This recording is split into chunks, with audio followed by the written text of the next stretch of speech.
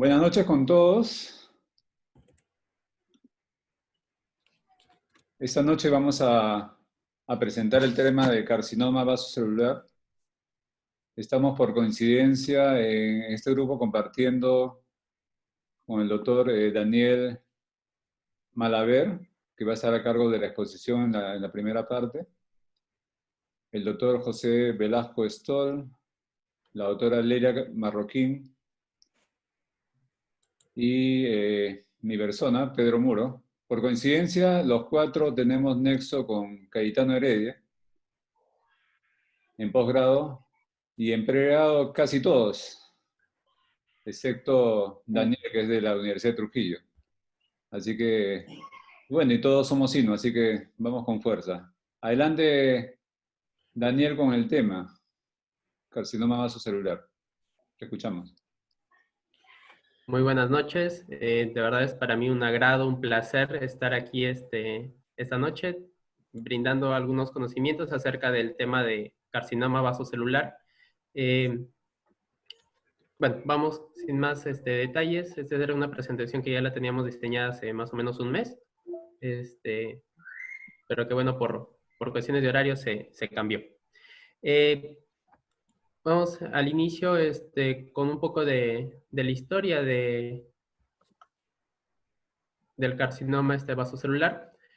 Se informó que en 1827, por primera vez, se hizo una descripción por el doctor Arthur Jacob, de una descripción como una úlcera en rodete, como vemos en la imagen. Es una úlcera con una lesión, por favor, una lesión tumoral, con una lesión ulcerativa al medio, ¿sí? Que se considera que fue la primera descripción de un tumor en párpados. Ya para 1876 se describe la primera enucleación como tratamiento para este tipo de lesiones. Eso ya fue en América. Tener en cuenta que la neoplasia maligna más frecuente de la piel es esta, ¿no? La del carcinoma vasocelular. Y dentro de lo cual el 5 al 10% de los tumores de piel ocurren en los párpados.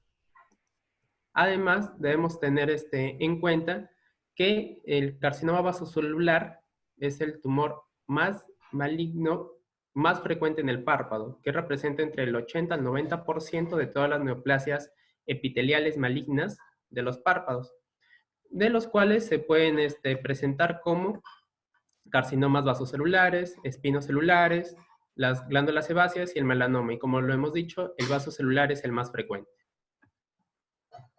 Existen algunos factores de riesgo que ya están estudiados, comprobados, como por ejemplo la inmunosupresión, la edad avanzada. Se dice que la edad media de presentación es entre los 60 a 80 años, con ataque de mayor frecuencia al grupo etario entre 70 a 79 años. Y la exposición a los rayos del sol, que es básicamente por la exposición a la luz ultravioleta, con lo cual algunos estudios han podido especificar que la exposición a la radiación ultravioleta de onda corta es más perjudicial para la piel, para el desarrollo de este tipo de tumores. El tabaquismo que también se tiene presente, además de la piel de color clara, el pelo rojo o rubio, y además hay algunos estudios que han podido analizar la presencia de estos tumores en los ojos que tienen un iris no pigmentado, como los verdes, los azules o los grises, que es más frecuente que se presenten en este tipo de pacientes a diferencia de los iris pigmentados. En el 2017 se hizo el reporte de algunos nuevos avances acerca de los tumores palpebrales, en los cuales se relacionó que hay una exposición genética, que existe una relación genética en la mutación de algunos receptores de membrana, en los cuales está el patch 1, patch 2, que ya lo vamos a ir analizando un poco más adelante. Como vemos en este esquema de la patogénesis, nos especifica ya en este estudio tenemos el esquema en la parte A, que es en esto, que está a la mano izquierda, luego en la mano derecha, la parte B. En la mano izquierda tenemos lo que es la función normal, que es durante la adultez que este sistema está anulado, está inhibido, ¿sí? Que a través de la exposición de este tipo de proteína de membrana, el PATH1, inhibe la acción de la proteína de membrana SMU, que a la vez pues no tiene ninguna acción con el complejo SUFU con los glicinos. Entonces, cuando hay una activación del sistema Hedgehog, que es del sistema erizo, que hay una activación de la proteína de membrana, el PATH1, que tiene su receptor, ya no inhibe a esa proteína del SMU, ocasionando su activación y rompiendo esa inhibición del SUFU, permitiendo que las glicinas, que son unas citoquinas muy activas y que pueden traspasar las membranas del núcleo, ingresen hacia el núcleo y transcriban y regulen el crecimiento tumoral, es decir, haciendo una proliferación y un sobrecrecimiento de las células normales, haciendo que proliferen y crezcan los tumores. Hablando ya de su localización, como tenemos aquí en la imagen, se puede evidenciar el canto medio, el canto lateral, y se divide cada 10 milímetros. Del S1 al S10, los primeros 10 milímetros, a partir del canto medio, luego los del 10 al 20 y del 20 al 30. De igual manera en la parte inferior y en la parte medial, de igual manera cada 10 milímetros. Esto nos va a permitir hacer ¿qué? De que ya se han estudiado la frecuencia con la que se presentan los tumores vasocelulares en cada zona del párpado, teniendo con mayor frecuencia que el párpado inferior en la zona entre el S10 y S20 se presente con mayor frecuencia, seguido del canto medio y el resto de zonas del canto del párpado inferior, seguido del párpado superior y posteriormente el canto lateral. Tener en cuenta también de que aproximadamente el 47% de tumores involucran el margen palpebral. Aquí tenemos un esquema de cómo se puede orientar la localización describiendo a partir del margen palpebral, ¿no? Teniendo en cuenta que la línea de pestañas va a estar en el 2 y la parte subciliar en el 3 y así sucesivamente bajando 1 milímetro por cada número. Tener en consideración también de que el diámetro que va a tener el tumor también es un factor de pronóstico, básicamente para la reconstrucción y la funcionalidad de este. Entonces, se presenta con mayor frecuencia un diámetro entre 6 a 10 milímetros, seguido de un diámetro entre 0 a 5 y terminando con una presentación del 10% entre 11 a 15 milímetros.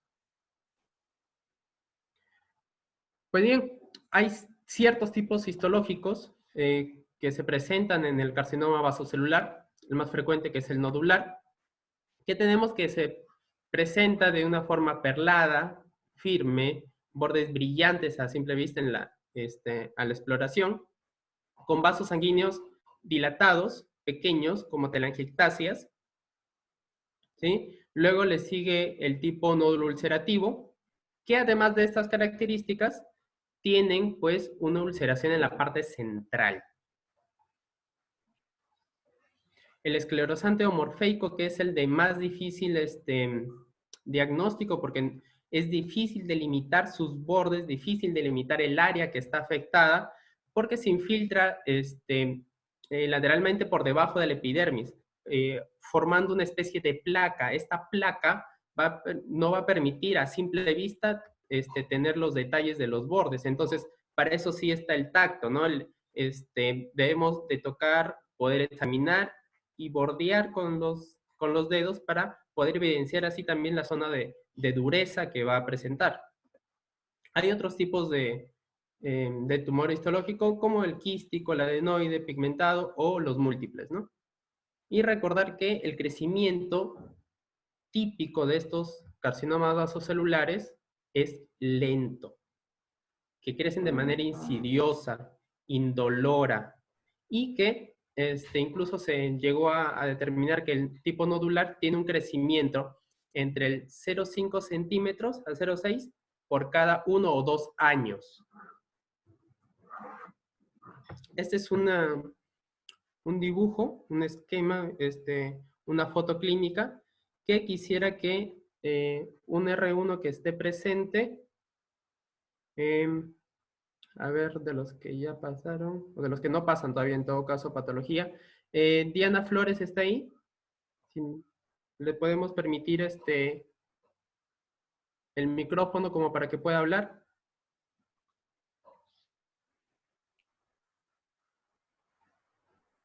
A ver, un ratito. Vamos a ubicar la Diana y la habilitamos, pero ya es Bueno, R2, ¿ah? en todo caso, perdóneme, doctor, sí tiene razón, ya es R2. Así que con mucha más seguridad nos va a poder dar los datos de la imagen que estamos teniendo. Ya está habilitada. Dianita, buenas noches. ¿Nos puedes describir, por favor, la imagen que estás visualizando?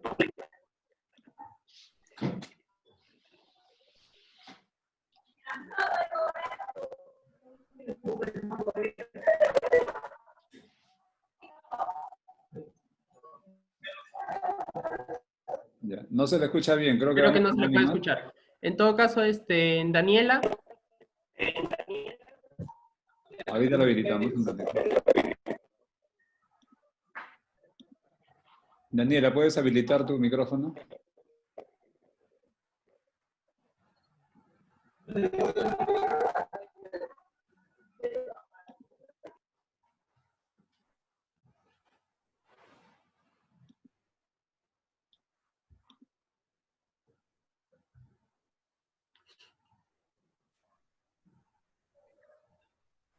Daniela. Buenas noches, ¿me escucha?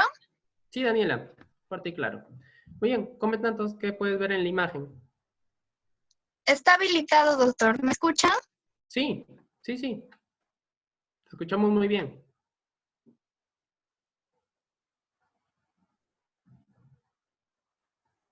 Adelante, Daniela, así se te escucha.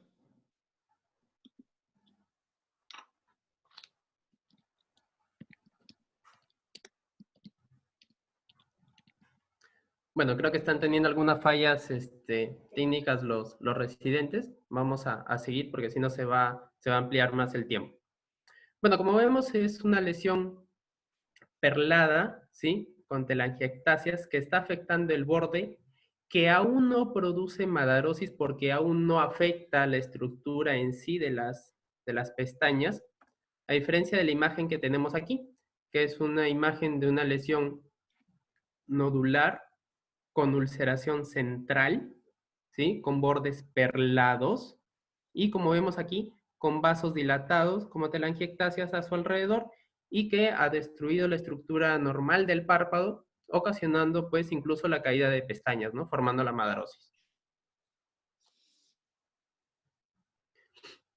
Debemos tener presente que, si bien es cierto, ya cuando se va a realizar la biopsia, la realiza el cirujano o en todo caso ya la biopsia excisional, retirando toda la lesión, el patólogo con la ardua labor que tiene y con la experiencia que tiene, pues nos va a arrojar unas conclusiones, un diagnóstico. Pero es importante nosotros también poder evidenciar, y como en el INO nos permiten los patólogos, nos ponen una foto de la lesión y del estudio fisiológico, histológico, perdón.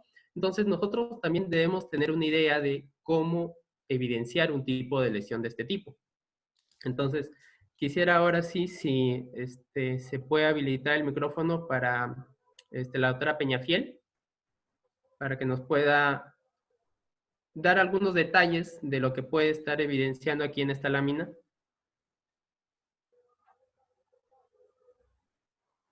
Doctor Moro, si nos puede ayudar ubicando a la doctora Peñafiel. Sí, ella puede entrar.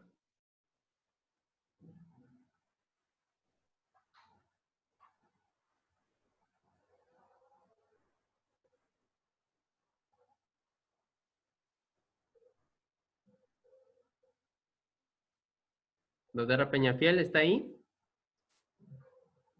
Otra opción tienes. El doctor Helio Julca, creo que también ya rotó por patología.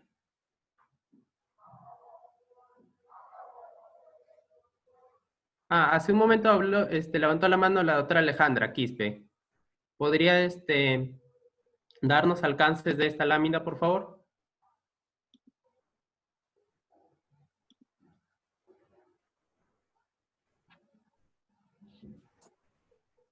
Alejandra. ¿Se me escucha ahí, doctor? Sí, muy bien. Cuéntanos, ¿qué puedes evidenciar a Buenas noches. grandes rasgos, no? Bueno, a grandes rasgos lo que se pueden ver, se aprecian como islas, como islotes o nidos de células de tipo basaloides, que son las que están más de moradizo. Y bueno, eso es lo que a grandes rasgos puedo Sí, ver, ¿no? Y lo así que es. nos orientaría a que es patognomónico de la carcinoma vasocelular. Muy bien. Quédate ahí para que sigas, porque creo que del resto de tus compañeros aún están con problemas. ¿Nos puedes más o menos decir qué es lo que puedes evidenciar en esta lámina?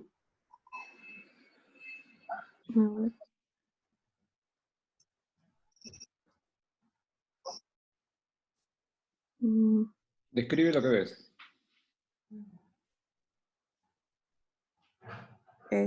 Son islotes con eh, ¿Cuál es la disposición de la son célula? islotes de membranas basales con zonas empalizadas. Exacto. Exacto, así es. Y que, como vemos, pues tienen una retracción típica, ¿no? Que es Ujú. como un artefacto que se ve haciendo circundante, rodeando la lesión. Y además, que se tiene que tener en cuenta es la distribución del núcleo de estas células que rodean, que es periférico. Ya, creo que después la doctora Martín va a poder, o si gusta, en estos momentos intervenir como para dejar alguna idea más clara, quizás de algunos hallazgos específicos en este tipo de lesiones.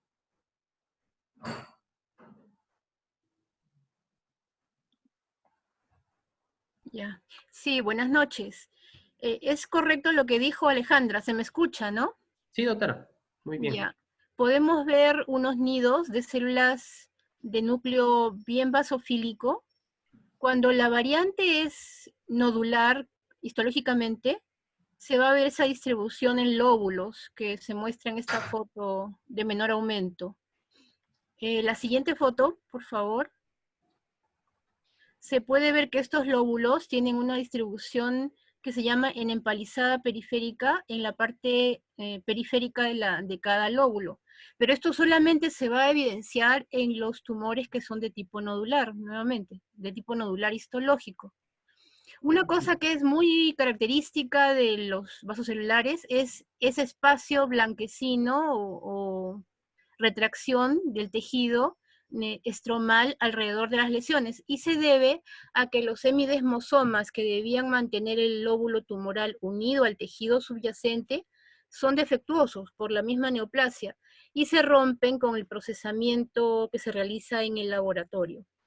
Como les digo, estos hallazgos son solamente encontrados en los tumores que son de tipo nodular. Me imagino que mostrarás otras fotos de otras variantes histológicas, ¿no? Eso sería todo. Muchas gracias, doctora. No, como repetí, era básicamente para orientarlos a grandes rasgos de lo que se podía ver, que el más común de la presentación más común, que era el nodular, por eso puse solamente el ejemplo de las imágenes histológicas del tipo nodular. Entonces, ¿me permites agregar algo más antes de Sí, por pasar? supuesto, doctora. Entonces, es importante saber que una buena cantidad de estos tumores son de tipo mixto. Es decir, hay zonas que tienen esta variante y otras con otras variantes como esclerosante, micronodular, etc. Y eso hace que a veces en la biopsia inicial uno, si no toma varias, pueda tener una visión muy parcial de cómo es la lesión realmente en su integridad. Eso sería todo. Gracias. Muchas gracias, doctora. Bueno, sigamos con la exposición. Los diagnósticos diferenciales básicamente de este tipo de lesiones tenemos los nevos pigmentados y no pigmentados. los melanomas,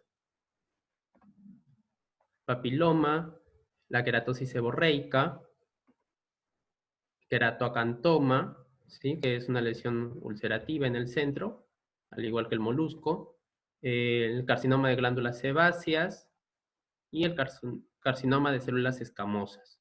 Tener siempre presente este tipo de cosas. Por ejemplo, en las sebáceas, que se va a producir con mayor frecuencia en el párpado superior, con depósitos lipídicos, que se producen en un solo lado del ojo, y que se puede manifestar como una blefaritis crónica o incluso la formación de hinchalación en pacientes adultos mayores que, como sabemos, pues ya es menos frecuente que presenten este tipo de problemas. Hay algunas innovaciones acerca en los diagnósticos. Están utilizando un tipo de OCT cámara anterior en el cual es el OCT VivoSheet clinical, con una resolución lateral mayor a 7.5 micras, con un rango focal de 1 milímetro, en la cual nos pueden dar imágenes, ¿sí? Como de este tipo, en los cuales van a poder determinar y delimitar la lesión de forma más idónea para poder retirar la menor cantidad posible de tejido sano, haciendo de que la reconstrucción sea más factible, más funcional y estético. Las biopsias que se pueden realizar pueden ser biopsias incisionales o biopsias excisionales. En este caso estamos viendo los ejemplos de biopsia incisional que pueden ser tomados por un punch o en todo caso con algún corte a nivel de los bordes. Y la biopsia excisional, que puede ser una biopsia excisional directa, ¿sí? O en todo caso relacionada con la cirugía micrográfica de Mohs o slow Mohs en algunos casos. Tenemos la clasificación de severidad de los carcinomas en párpados, que utilizan básicamente el sistema TNM. El tratamiento, como sabemos, pues el tratamiento estándar y que se ha venido usando hace muchos años son las incisiones quirúrgicas con márgenes negativos. Para tener la seguridad de estos márgenes negativos, se ha estado empleando en la cirugía micrográfica de Mohs, que pues a través de los estudios hemos visto de que se ha convertido en un método eficaz. Pero pues tiene algunas indicaciones, no en todos los pacientes. En realidad se podría hacer en todos los pacientes, pero tiene ciertas especificaciones que sí se hacen de forma directa y específica a este tipo de estudios, teniendo que el beneficio pues, de este procedimiento reside básicamente en la capacidad de delimitar, determinar bastante seguros el borde del tumor, para así poder retirar y que quede la mayor área posible de tejido sano. Como vemos, pues, este es un dibujo en los cuales nos indica algunas razones en las cuales se tendría que hacer necesariamente la cirugía de Mohs, como la zona de riesgo, ¿no? Que es la zona H, que como vemos en el esquema, se dibuja muy bien, y que está incluido el párpado inferior. Además de tumores grandes, tumores de entre 2 a 3 centímetros, que se ha llegado a determinar que es una seguridad del 95 al 98% de curación en 5 años. Y además, tumores con una histología agresiva, es decir, que necesariamente deberíamos sacar un estudio histológico previo a la cirugía para poder determinar cuál es el tratamiento más ideal en estos casos. Pues bien, tenemos dos esquemas aquí. En el de la parte superior, que es cirugía, que es básicamente excisional, donde se delimitan con un margen entre 3 a 5 milímetros de la lesión, se delimita, se retira y ya se procede con el estudio histológico. En lo que respecta a la cirugía de Mohs, también se marca con un margen de 1 milímetro, se marcan los bordes, superior, inferior, medial, lateral, y los cuales con el estudio de los bordes, se va a ir viendo con el patólogo en ese momento qué margen deberían tener o seguir, ¿no? Seguir sacando lesiones en ese margen, ¿no? Nos pueden decir en el cuadrante lateral, en el cuadrante medial, que se siga retirando tejido porque aún sigue apareciendo en las láminas, pues, lesiones con el tumor activo. Este es básicamente una diferencia, un esquema en la cual va a comparar la técnica de la excisión versus la cirugía de Mohs. Como vemos, pues el marcado teniendo en cuenta los márgenes, ¿sí? De 3 a 5 milímetros, y la cirugía de Mohs, que es una delimitación más pegada al tumor que podemos evidenciar, pero que vamos a ir retirando conforme el patólogo nos vaya a indicar qué borde vamos a ir retirando. Tenemos de que la recurrencia del carcinoma vasocelular, teniendo en cuenta un retiro de márgenes de entre 3 a 5 milímetros, tiene una recurrencia de 3.3%. Tener en cuenta que si tomamos en consideración el tamaño del tumor más 5 milímetros a un lado y 5 milímetros de otro, es 1 centímetro, más la lesión. Entonces, es bastante área que se retira, pero a pesar de eso, la recurrencia es de 3.3%. En la cirugía de Mohs, que es, bueno, la ideal, se tiene que el carcinoma vascular con un diámetro que vas avanzando de milímetro en milímetro, tiene una tasa de curación a 5 años de entre el 98 y en algunos 100%. Los principios para esta reconstrucción de la lesión o del área que ya queda para reconstruir, se tienen básicamente dos, ¿no? Que son crear una superficie atraumática, es decir, que el mismo hecho de la reconstrucción no haga que cause daño al tejido ocular, como la cobertura de la mucosa adecuada, la regularidad de los bordes, que como ya hemos pasado en el curso del área de oculoplástica, tiene ciertos detalles que debemos tener en cuenta. La no erosión de las suturas, hay que ver qué tipo de suturas se emplean también y para qué zona cada una. Y además mantener una adecuada motilidad. Es decir, por ejemplo, permitir que se cree la protección ocular, es decir, que no haya un lago oftalmos que vaya a producir pues alguna exposición o una úlcera de exposición que finalmente complique más el cuadro. Y que el eje pupilar esté libre, ¿no? Para tener una funcionalidad adecuada y que pueda desplazarse y el paciente pueda seguir haciendo sus actividades. Hay tipos de tumores que son más agresivos que otros y en los casos que se tiene una invasión local o perineural o con una enfermedad metastásica, linfática o lejana, se debe tener en consideración ciertas tratamientos adyuvantes, ¿no? Como la crioterapia, la radioterapia, la quimioterapia. Algunas de ellas, pues, como habíamos visto, incluso ya llegan a la exenteración, la radioterapia, que tiene algunas indicaciones, el uso de algún tratamiento quimioterápico vía oral, como el Vismodegib, que lo vamos a hablar un poquito, y el imiquimod también. La radioterapia se emplean básicamente dos tipos, ¿no? El láser externo o la braquiterapia. La elección entre estos dos se debe considerar algunos factores, ¿no? Como por ejemplo el tamaño, la ubicación, la profundidad de la infiltración que tiene la lesión y la experiencia también de la persona y del equipo que de la persona que va a manejar el equipo también.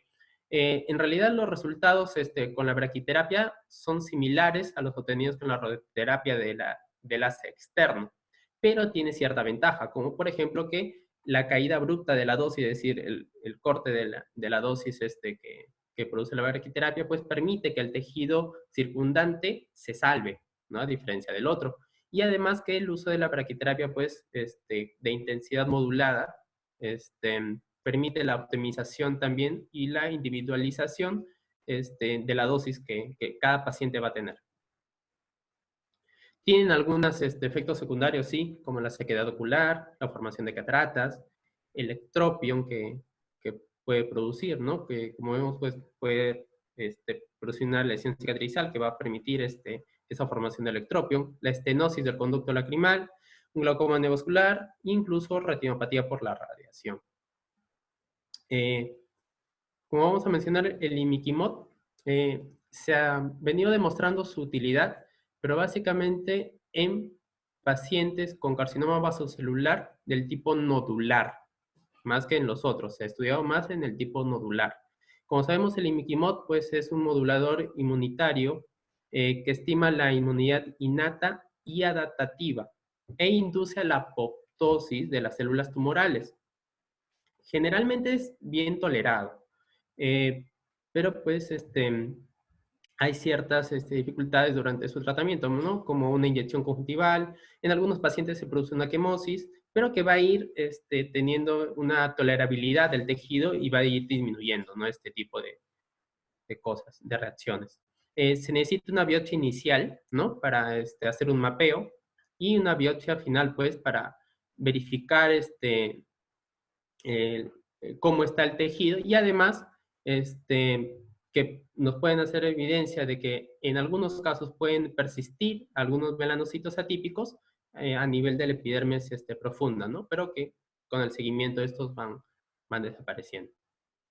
En este estudio se ve cómo las imágenes, ¿sí?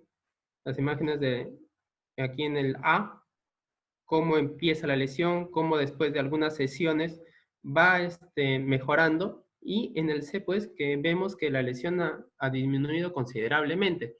En este estudio se presentaron los resultados y se aplicó el imiquimod una vez al día, 5 veces a la semana, por un lapso entre 8 a 16 semanas. Y pudieron verificar que la tasa de aclaramiento histológico fue del 89% a los 3 meses y de un 85% a los 39 meses. Y además pudieron verificar que este aclaramiento histológico a 3 años de lesiones menores de 10 milímetros, es decir, menores de 1 centímetro, fue al 100% y de casi 82% en los que fueron mayor de 1 centímetro. Se comparó también el imiquimod versus la excisión quirúrgica. Obviamente tiene mejor, el mejor resultado la excisión quirúrgica, pero el uso del imiquimod pues es importante y es una opción de tratamiento también. Ahora bien, como habíamos visto en el 2017, ya verificaron y vieron cómo todo este sistema de histopatología había mejorado, ¿no? Y cómo ya se podía entender de mejor manera el estudio de este tipo de problemas a través de la patogénesis. Entonces, se ha venido haciendo tratamientos o aplicando tratamientos tratando de combatir en ciertos niveles este problema. Teniendo en cuenta, por ejemplo, los inhibidores de la vía de Het-Hot, ¿no? Con ese medicamento, Ruski 43, o los antagonistas del SMU, ¿sí? Como la ciclopamina, Vismodegib, Sinodegib, o incluso el itraconazol. Y algunos inhibidores del GLI, que es un poco más difícil de tratar debido a que es una sustancia que va a estar dentro del núcleo, ¿no? Entonces, hablemos un poco del Vismodegib.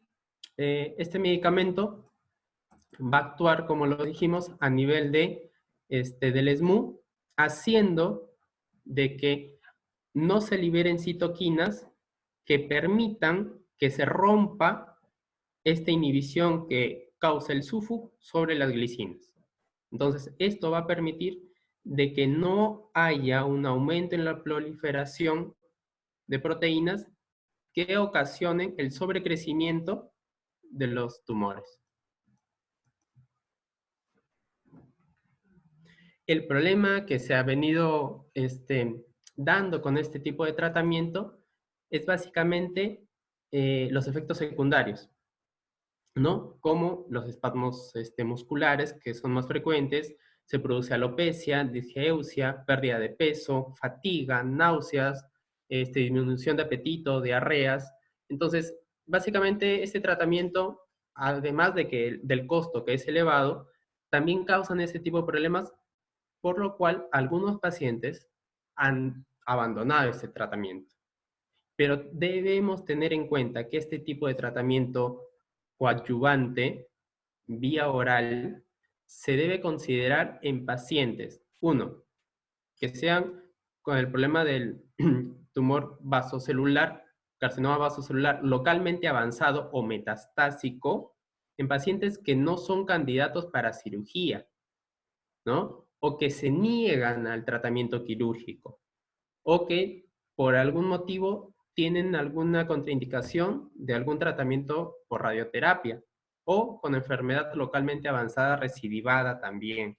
Entonces, este tipo de tratamiento es un tratamiento coadyuvante, pero tiene sus especificaciones y, como lo dijimos, tienen algunos efectos secundarios que deben ser importantes mencionados al paciente, porque sí causa en algunos casos mucha incomodidad, mucho fastidio y termina abandonando el tratamiento. Y tener en cuenta que si abandonan el tratamiento de este tipo de terapia, pues puede generar nuevamente el problema.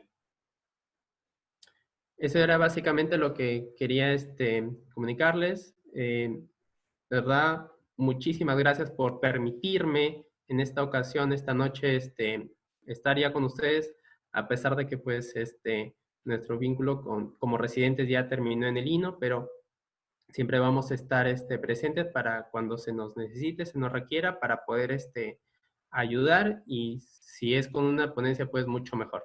Gracias. Muy amables por la invitación también para esta presentación de Daniel. Nosotros en el servicio de culoplástica del hospital, pues sí vemos estos casos, ¿no? con relativa frecuencia. Sabemos que aparte de nosotros tenemos al Instituto Nacional de Enfermedades Neoplásicas, donde ahí está nuestro amigo Solón Serpa y todo el equipo de oculoplásticos que tiene a la mano, y que también hacen un buen trabajo respecto a estos casos que vemos. ¿No puedo pasar? Acá. Quiero empezar un poco, ¿no? Mencionando dos nombres, ¿no? El primer nombre es el doctor Contreras, que fue prácticamente fundador del instituto y también fundador del laboratorio de patología ocular, ¿no? Y de nuestro querido profesor recordado, doctor José Avendaño, ¿no? Y con la publicación de su atlas de tumores de párpado y conjuntiva. Ellos dos, pues, fueron los que sentaron la base de lo que tenemos de patología en el hospital, ¿no? Lo cual nos hizo muy, muy conocidos inicialmente, ¿no? Entonces, siempre tenemos que recordar a nuestros maestros, ¿no? Con mucho cariño, ¿no? Al doctor Avendaño, que ya no está con nosotros, y al doctor Contreras, que siempre lo tenemos a disposición en cada congreso que nos encontramos con él. Ups, ¿qué quiere pasar? Ok. Respecto a la exposición que ha hecho Daniel, ¿no? Yo quiero enfatizar unos puntos respecto al carcinoma vasocelular, ¿no? Claramente mencionó los factores de riesgo que inclusive lo he hecho en las preguntas que se hizo en la pequeña encuesta. En esto se habla de la exposición, la edad, el fototipo, la inmunosupresión local o sistémica también. Pero hay que hablar de otros tipos más, ¿no? Que a veces nos olvidamos, ¿no? Que son importantes de definir, ¿no? El arsénico, radiación ionizante, los síndromes genéticos, sobre todo este síndrome de Gordon-Goss, el cerebro pimentoso, el albinismo, el síndrome de Dussek-Dupré, el síndrome de Muir-Torre, el síndrome de Rombo, el hematoma lineal y el hematoma sebáceo de Johansson. También se han encontrado asociaciones con artritis reumatoidea y con vasculitis, ANCA positivos. Entonces hay que tener en cuenta todo esto cuando uno ve y ve a un paciente con este tipo de patologías, ¿no?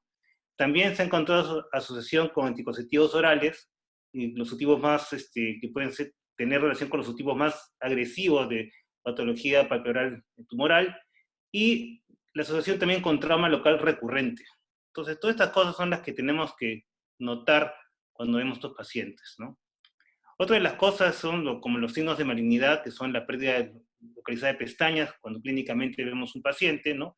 La desestructuración del margen palpebral, el aspecto perlado, presencia de telangiectasias, crecimiento reciente de una lesión pigmentada, un área de induración difusa o el área de retracción tisular. ¿Y por qué les digo esto? Porque generalmente, ¿qué sucede? Lo que sucede es que muchos oftalmólogos vienen estos pacientes a consulta, ¿no? Y el oftalmólogo lo que hace es ver el ojo y dejamos de ver el párpado. Entonces, la primera cosa que hay que recordar, y los puntos que quiero enfatizar, en la parte de nosotros como educadores, ¿no? Como educadores, profesores del Hospital del Lino, es que el residente tiene que estar atento a estas cosas.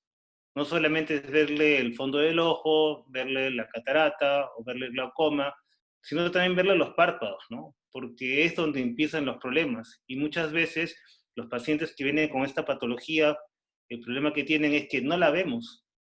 Y esta lesión, como ya mencionó Daniel, pues sigue creciendo en el tiempo porque es de crecimiento indolente. Es importante también la clasificación.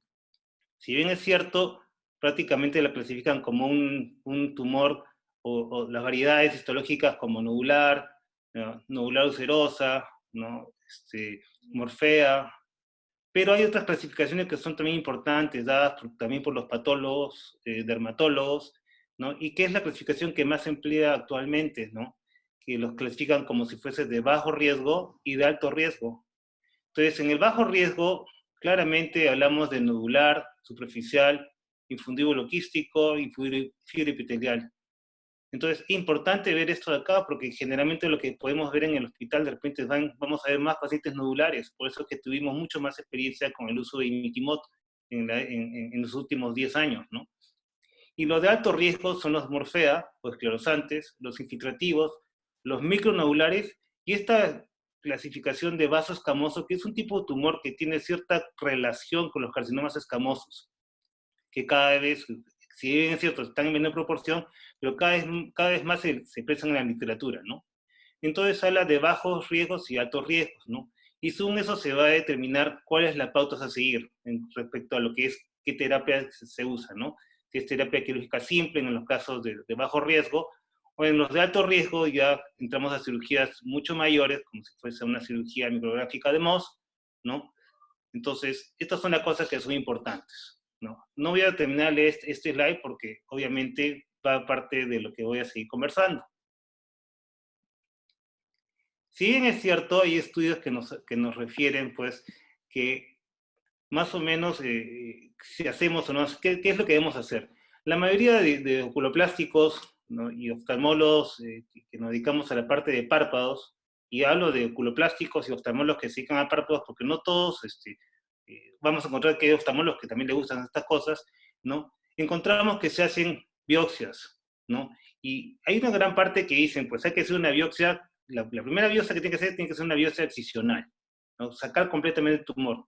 Ojo, pero muchas de estas veces, y hay estudios, en un estudio de Cochrane, se vio claramente que de estas lesiones, 252 lesiones que han sido innecesariamente excisionadas, o sea, fueron falsos positivos. Y en este estudio de Cochrane también se vio que estas 122 lesiones, que también escriben en el estudio, no recibieron una excisión adecuada, o sea, un falso negativo. Entonces hay que tener mucho cuidado porque hay que recordar que el carcinoma vasocelular pues, es casi un 60, un 80% de la prevalencia de los tumores. Y en el estudio de 2012 de Dr. Carneiro también se vio una tasa de falsos negativos de hasta un 12%. Entonces hay que tener mucho cuidado con esto, ¿no? Si vamos a hacer las cosas hay que hacerlas bien. Punto 1. La otra cosa es que un quinto de estas lesiones están mal diagnosticadas. Muchas veces llegan a la consulta pacientes con blefaritis crónicas que a la larga terminan siendo carcinomas vasocelulares. Se ha encontrado que hay una demora entre 19 y 25 meses en el diagnóstico, según los estudios que uno va revisando. Y un 12% de las biopsias pueden ser no concluyentes. Y eso por eso que hay que ver la variedad y el tipo de histológico que tenemos de tumor. Sobre reconstrucción, pues Claramente hemos hecho muchísimas clases de reconstrucción, no es el tema actualmente, no voy a aburrirlos con la parte de reconstrucción. La reconstrucción de los párpados es un arte, ¿no? Es hecho por los cirujanos oculoplásticos y por los cirujanos plásticos que también se dedican a estas cosas, ¿no? El tratamiento quirúrgico va a depender de lo que tenemos, la parte histológica. Por eso que es importante poder establecer bien qué variante histológica tenemos de la tumoración. Entonces, obviamente va a depender qué es lo que vamos a hacer con el paciente, pero de antemano hay que saber más o menos clínicamente de lo que tenemos delante. Si bien Daniel mencionó varios tratamientos, él mencionó que se hace radioterapia de mucho tiempo, ¿no? Se hace teleterapia, se llama, y bloquiterapia. Hay reportes que hablan de electrodisección y curetajes, la terapia tópica, que es fenómeno, muy buena experiencia en el hospital, con los que son vasos celulares de tipo nodular y menores de 9 milímetros de extensión, ¿no? Que eso también está escrito en la escuela brasilera, ¿no? Acá se usa Enquimod en crema, pero ojo, el Enquimod en crema, una de las cosas que va a producir a los pacientes es que causa demasiada conjuntivitis, ¿no? Y los pacientes a veces no quieren ese tratamiento porque se inflaman mucho. Y al inflamarse mucho, pues obviamente abandonan un poco el tratamiento. No recuerdo bien la estadística del hospital, cómo nos fue en este aspecto, pero por lo menos tuvimos un buen seguimiento de los pacientes y no tuvimos problemas. Otra de las terapias es con 5-fluoracilo, pero no inyectable, sino en crema también, que es lo que está descrito, ¿no? Y una de las cosas que quiero que más o menos recuerden es que muchas veces podemos dar esta terapia cuando tenemos un problema de un paciente que nos ha quedado un borde positivo, ¿ya? Y queremos darle algo, no solamente observarlo, sino queremos darle de repente esta terapia de Enquimod, por ejemplo, siempre y cuando el tipo histológico haya sido un tipo nodular y nos haya quedado un borde positivo. La quimioterapia intralesional, pues se ha hablado mucho anteriormente de esto. La crioterapia, que prácticamente está en desuso, que hay médicos que la siguen empleando. El problema de la crioterapia es que la crioterapia, cuando uno la emplea, para estos casos, y antiguamente se empleaba, aunque hay gente que la emplea, ¿no? Es que producía una desorganización de los tejidos, ¿no? Entonces, cuando uno hace la reconstrucción después de una crioterapia es un poco difícil. La terapia fotodinámica también está descrita, así como también el láser.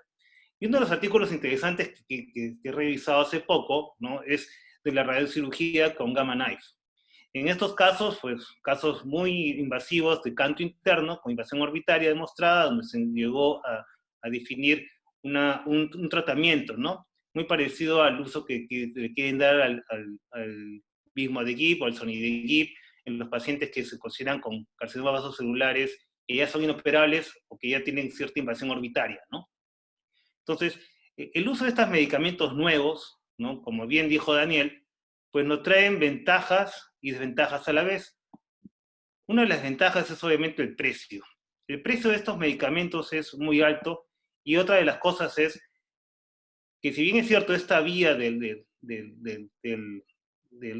Vismogedit y el Sonigedit ya tiene más de 15 años descubierta, en los estudios del año 2003, ¿no? Recién la experiencia con tratamiento tiene alrededor de unos 5 o 6 años, ¿no?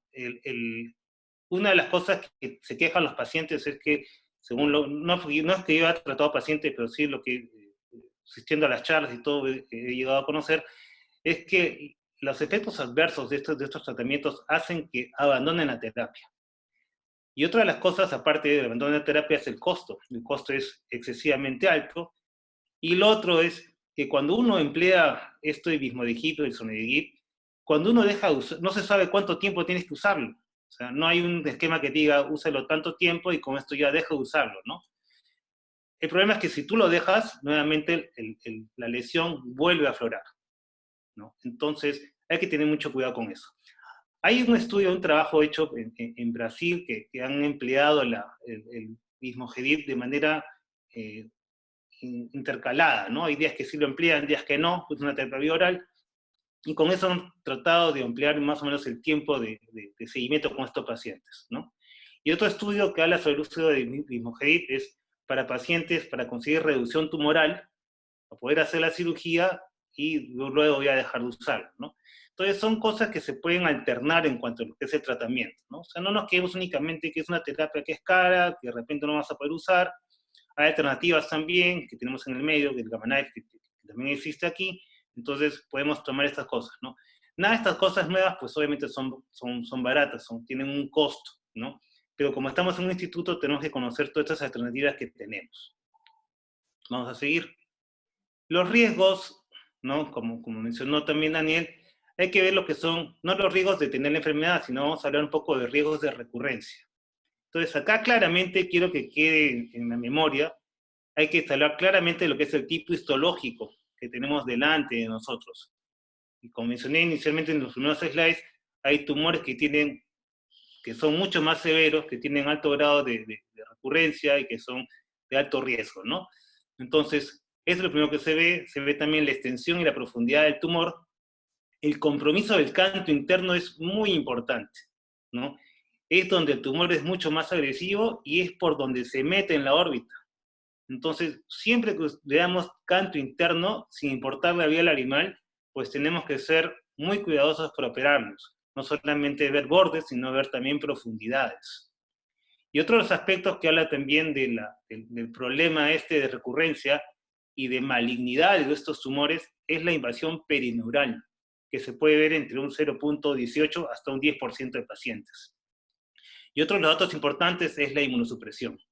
En este cuadro, pues obviamente esto define básicamente la extensión de los carcinomas vasocelulares, eso es hecho por dermatólogos en general, y ellos definen el área H, que es el área que corresponde a la área periocular, o sea, la que vemos constantemente nosotros, que es definitivamente es un área de alto riesgo, ¿no? Si ustedes se dan cuenta, en este lado del gráfico lo ponen claramente acá como alto riesgo. O sea, si de frente como oftalmólogos vemos lesiones ahí, ya sabemos que estamos en lesiones de alto riesgo. Que sean los bordes pobremente definidos, que sea una enfermedad que sea recurrente, que haya inmunosupresión, que haya radioterapia previa, el tipo, que sea morfeiforme, esclerosante, infiltrativo, micronodular, y la invasión perineural son los factores de riesgo que tienen que quedar claramente en nuestra cabeza, que nos indican recurrencia. Los márgenes, pues hay muchos estudios que hablan de cuánto hay que darle a estos pacientes, ¿no?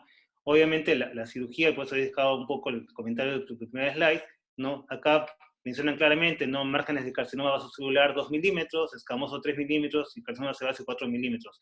Yo creo que esto es un estudio que tiene un poco de daños, ¿no? Si yo tengo un tumor, pues como hacemos en el hospital, pues le damos bordes de 4 milímetros. Todavía no voy a hablar de solamente, si hacemos solamente corte de bordes sin estudiar la pieza. Todavía no voy a hablar de eso, que obviamente lo voy a tocar en algún momento, ¿no? Y la tasa de recurrencia de 5 años son 17% con un borde periférico y 33% con un margen profundo positivo, ¿no? Entonces, estas son las cosas que tenemos que tener en cuenta cuando vemos márgenes. La anatomía patológica intraoperatoria. Entonces, ¿qué pasa? Generalmente cuando uno se mete a hacer este tipo de tratamientos tumorales, lo que uno tiene que hacer es precisar, ¿no? Precisar, ver, ¿no? Vamos a hacer la cirugía, ¿no?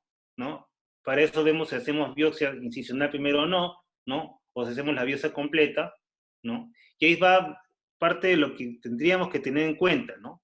Si nos metemos a hacer una cirugía sin saber qué tumor tenemos delante de nosotros, podemos tener muchos errores, ¿no? Podemos consumir mucho tejido y a la par hacer una reconstrucción difícil. Y peor aún, que nos respondan después que esto está todavía con lesión residual, habría que desarmar todo lo que hemos hecho, ¿no? Entonces, eso de por sí es una gran complicación. Por eso es que la anatomía patológica intraoperatoria es la que nos ayuda y nos da la mano, ¿no? Entonces, lo que se hace es, básicamente, se saca la tumoración y se estudian los bordes. Generalmente se toman 1 milímetro de cada borde, ¿no? Se toma también lecho, ¿no? Y esto nos da una precisión casi de un 98%. Ojo, no estoy hablando que esto sea una técnica de Mohs. Es diferente la técnica de Mohs. Esto no es Mohs, ¿no? Por eso cuando inicialmente me dicen, acá en Perú hacen Mohs, pues yo tengo la duda que si realmente la hacen, porque pueden decir que la hagan, pero yo no sé si la hacen bien. ¿Ok? Y la otra cosa es, cuando vemos las recurrencias, acá por ejemplo, recurrencia de 5 años, cuando tenemos esto del estudio patológico intraoperatorio, pues podemos tener la seguridad que no vamos a tener recurrencias. Podemos tener un 0% de recurrencias, pero si la hacemos diferida, o sea, cuando tenemos la pieza anatómica después de la cirugía, después de haber hecho una reconstrucción, podemos tener casi hasta un 10% de recurrencias. Entonces, eso hay que meternos en la cabeza también. Otra de las cosas es la invasión de la órbita. Acá es importante definir que un 28 a 30% de la patología orbitaria pues, se puede producir de los orígenes de los senos paranasales y, en segundo lugar, de los párpados. Entonces, es importantísimo esto de acá, ¿por qué? Porque si tenemos un paciente con un carcinoma vasocelular que no ha sido tratado adecuadamente, o un escamo celular o espinocelular o epidermoide que no han sido tratados adecuadamente, pues vamos a tener que lidiar con un paciente que podamos tener que hacerle una cirugía mutilante, que así le llamamos, que se llama exenteración. Entonces hay que tener mucho cuidado y tener en cuenta que la segunda patología más frecuente en origen que se mete en la órbita viene desde los párpados, en estos casos.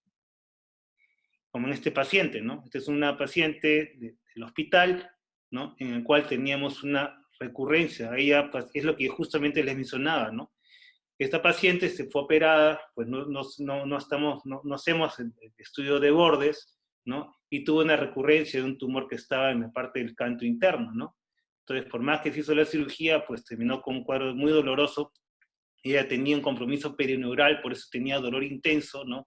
Ya después, cuando yo fui entrando en experiencia en años, comprendí, pues, desgraciadamente, que esta paciente puede tranquilamente hacer una metástasis, como está descrita, pues, a nivel cerebral, que entra por los vasos nerviosos, como bien ha descrito mi amigo Ramón Medel. Entonces, hay que tener mucho cuidado. Un 2 a 4% de estos pacientes invaden la órbita y obviamente van a requerir una exenteración, pues, ¿no? El promedio de invasión orbitaria, como también mencionó Daniel, pues son crecimientos lentos, ¿no? Puede tener hasta unos 10 años de crecimiento, y la tasa de crecimiento puede ser de 0,0 centímetros por cada 1 o 2 años. Quiero hablar un poco de MOS, ¿no? El MOS como tal, no voy a definir toda la técnica como tal, pero MOS, acá lo tenemos, él era muy joven, en el año 30, no como en el año 41, que según todo el mundo describe el año 41 como la descripción de la técnica. ¿Él qué descubrió? Él descubrió que inyectando cloruro de zinc en los tejidos, esto producía una necrosis y fijaba el tejido y retenía la estructura microscópica. En esos años no estaba tan desarrollada la patología ni la histología, pues, ¿no? Entonces, lo que sí era fijar, básicamente, ¿no? Y esa fijación se conseguía después de 10 años, consiguió hacer una pasta, y esta pasta lo que hacía era colocar la pasta encima del tejido, y tenía que esperar como 24 horas, por eso es que la cirugía demoraba de un día para otro, ¿no? Tenían que revisar la patología, y ahí se iban viendo si hacían o no más cortes. La cirugía micrográfica de MOS, ¿a qué se refiere? Se refiere a sacar la lesión y comenzar a hacer una geografía de la lesión. Vas a partir los bordes en horarios, ¿no? En cuatro cuadrantes, y vas separando de manera con cortes, una sección en capas y cortes horizontales, vas separando los tejidos y vas estudiándolo cada borde por separado. Theodor Tromovich, en el año 70, fue quien hizo la variación, que es la técnica que actualmente hacemos, en la cual ya no se emplea esta pasta de cloruro de zinc, sino ya se emplean lo que es ya la biopsia por congelación. Entonces, con la mejora de criostatos, la mejora de la distinción y los microscopios, pues obviamente se hace mejor esta cirugía, ¿no? Y se consiguen los resultados que expresan casi un 99-98% de éxito, ¿no? Entonces, él es el doctor Moss, para que lo vean, Ray de Mox, ¿ya? Y esa es la variante. La técnica y de la cirugía ya la escribió Daniel, no voy a seguir con esto, pero la gente que ha visto MOS, ¿no? Y es el comentario, ¿no? En el MD Anderson, por ejemplo, es todo un equipo de gente, ¿no? Tiene que estar entrenado el cirujano, porque la cirugía de MOS, tiene que estar entrenado el patólogo también. En la toma de muestras es diferente, ¿no? No es simplemente tener la congelación y la hacemos, ¿no? Es toda una técnica que tiene que ser bien desarrollada, ¿no? La indicación de esta cirugía básicamente está dada para lo que es el carcinoma vasocelular recurrente, las resecciones incompletas, o sea, con márgenes positivos o insuficientes, los carcinomas que tienen alto riesgo, o sea, la histología, histopatología que es agresiva, el carcinoma vasocelular mayor de 2 centímetros, esto es para otra parte del cuerpo, en el cuerpo está impensable encontrar algo tan grande, pero hemos encontrado lesiones tan grandes como más de 2 centímetros, cada todo el párpado. Posteriormente les mostró un paciente que tenía completamente el párpado comprometido, ¿no? El carcinoma son perioculares y áreas de importancia funcional y cosmética. Entonces, todo esto es importante para decir a quién le hago un MOS y a quién no le hago un MOS. Estas son las ventajas y ventajas del MOS, ya hemos mencionado. ¿Cuál es el problema de esto, no? El problema, las ventajas, pues obviamente todas las que están escritas acá, pero la desventaja es, uno, el costo, porque son 2 cirugías, a veces 3, ¿no? Y lo otro es, por ejemplo, hay lugares donde hacen MOS, por ejemplo, en el Hospital Austral, ¿no? de Argentina, en el IVA, también italiano, de Buenos Aires, donde el cirujano que va a hacer MOS, pues ya sabe que va a tener un paciente, que va a tener una lista de pacientes que esperar, 3, 4 pacientes, empieza con el MOS temprano, porque va a tener una segunda etapa dentro del mismo día, para decir, lo puede cerrar inmediatamente, ¿no? En lo cual va a tener un tiempo donde el patólogo tiene que actuar, ¿no? Entonces es un trabajo coordinado, no es una cosa que sea sencilla, ¿no? Hay que tener infraestructura, hay que tener el criostato, y hay que tener tanto el cirujano como el patólogo entrenado en MOS. Esa es la desventaja. Técnicas diagnósticas, ¿no? Daniel mencionó que se están haciendo varias cosas, ¿no? Una de las cosas interesantes que hacen los dermatólogos es la dermatoscopía. Esto de acá como que te ayuda a ver las imágenes en 3D de las lesiones iniciales del párpado, ¿no? Y te permite ver adecuadamente el estudio, limitar la lesión y hacer una planificación muchas veces, ¿no? La microscopía confocal de reflectancia también se está empleando mucho para ver justamente las lesiones subdérmicas del párpado. La tomografía de computadora también.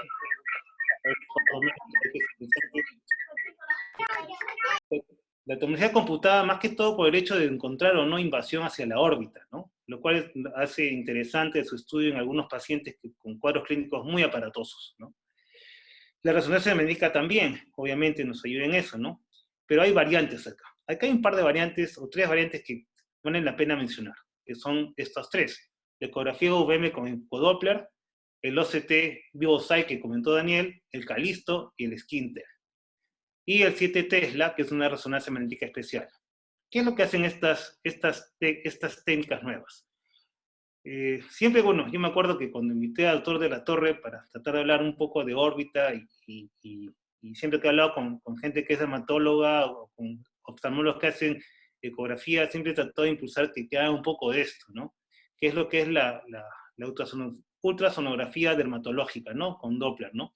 En la cual se ha visto que hay cierta correlación entre los tipos histológicos, ¿no? Que vemos acá un tipo nodular, ¿no? Tipos de lesiones, acá esta es una mixta, ¿no? Y esta de acá vendría a ser un tipo morfeo, ¿no? Que tiene cierta relación en lo que se ve en la vascularización y las lesiones que se pueden ver, ¿no? Esta es con ultrasonografía. Entonces, que nos ayuda un poco, nos puede ayudar un poco para entender que la tumoración no solamente puede ser un solo subtipo clínico, sino podemos entender que debajo de la piel puede haber otro tipo de lesión, que nos haga planificar una cirugía totalmente diferente a la que inicialmente vamos a hacer. Otro tipo de estudio es este de acá, por Sabrina Berger, ¿no? Que tuve bien el webinar que presentaron hace una semana, ¿no? En el cual emplean, es un OCT especial, ¿no? Que se usa de tal manera que uno puede ver las lesiones y nos enseña un poco el estudio de sombras, cómo se pueden ver las lesiones diferentes tumorales, ¿no? Entonces, la idea de esto es encontrar nódulos que tienen hiporreflexión con o sin halos en el espacio por debajo de la piel, y la pérdida de la unión dermoepitelial que nos hablaría de un cierto grado de invasión. Entonces, estas son cosas que nos van enseñando un poco la tecnología. Y otro estudio es esta resonancia magnética 7 Tesla, que nos ayuda un poco a estudiar no solamente la extensión de la tumoración a nivel horizontal, sino un poco también profunda, ¿no? Entonces, son cosas que nos prometen un poco de ayuda, no son baratas, son caras, ¿no? Pero también hay que tenerlo en cuenta como para que uno pueda tener mayor conocimiento de lo que estamos afrontando. Entonces, ¿qué cosa he visto yo en estos 10 años?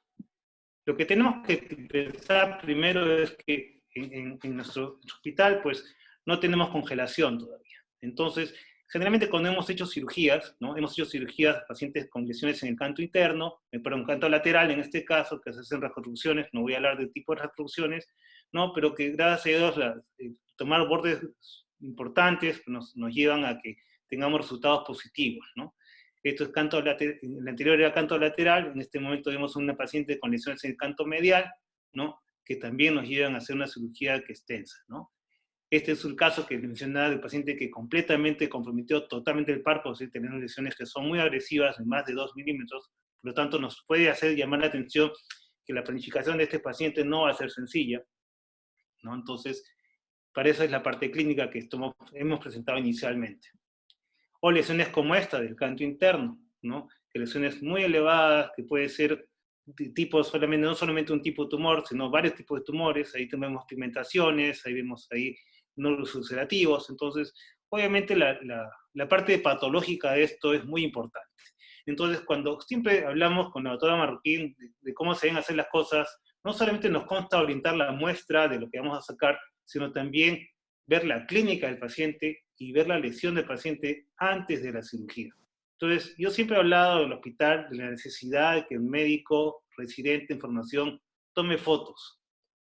Porque si uno no toma fotos, obviamente se pierden estas cosas que nos ayudan a orientarnos para un mejor diagnóstico para el paciente, ¿no? ¿Qué pasa cuando el paciente no acepta el tratamiento? ¿Qué hacemos?